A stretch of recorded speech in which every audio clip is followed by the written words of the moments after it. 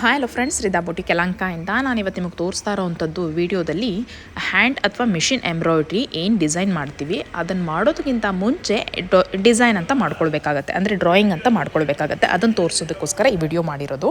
ನಾರ್ಮಲಾಗಿ hand work machine work ತೊಗೊಳ್ಳುವಾಗ ಯಾಕೆ price ಅಂತೀರಾ, ಈ ರೀತಿಯಾಗಿ ನಾವು ಫಸ್ಟ್ ಡ್ರಾಯಿಂಗ್ ಮಾಡ್ಕೊಳ್ಬೇಕಾಗತ್ತೆ. ಈಗ ಇಲ್ಲೇನು ನೋಡ್ತಾ ಇದ್ದೀನಿ, ಇಲ್ಲಿ ನೋಡ್ತಾ ಇದ್ದೀರಲ್ಲ, ಇದು ಬಂದು ಎಂಬ್ರಾಯ್ಡ್ರಿ ಆಗಿರೋ ಅಂಥ ಬ್ಲೌಸು, ಅಂದರೆ ಒಂದು ಸೈಡ್ ಎಂಬ್ರಾಯ್ಡ್ರಿ ಆಗಿದೆ, ಇದು ಬ್ಯಾಕ್ ಸೈಡ್. ಈ ಪೀಕಾಕು ಅವ್ರ ಸ್ಯಾರಿನಲ್ಲಿ ಕಸ್ಟಮರ್ ಸ್ಯಾರಿನಲ್ಲಿ ಇತ್ತು, ಅದನ್ನೇ ರಿಪ್ಲಿಕಾ ಮಾಡಿದ್ದೀನಿ. ಇನ್ನು ಇಲ್ಲೆರಡು ಏನು ನೋಡ್ತಿದ್ದೀರಲ್ಲ, ಇದು ಸ್ಲೀವ್ಸ್ಗೆ ಅಂತ ಮಾಡಿಟ್ಟಿರೋದು, ಅಂದರೆ ಒಂದು ಸ್ಲೀವ್ಸ್ಗೆ ಮತ್ತು ಒಂದು ಬ್ಯಾಕ್ ಸೈಡ್ಗೆ ಆಲ್ರೆಡಿ ಡಿಸೈನ್ ಆಗಿದೆ, ಇನ್ನೊಂದು ಸೈಡ್ಗೆ ಡ್ರಾಯಿಂಗ್ ಮಾಡ್ಕೊಳ್ತಾ ಇದ್ದಾರೆ.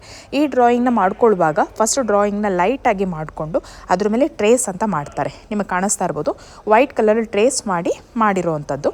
ನೆಕ್ಸ್ಟು ಇದನ್ನು ಮಿಷಿನ್ ಎಂಬ್ರಾಯ್ಡ್ರಿಲಿ ಫಿಲ್ಲಿಂಗ್ ಮಾಡ್ತಾ ಹೋಗ್ತಾ ಇದ್ದಾರೆ ನೋಡಿ.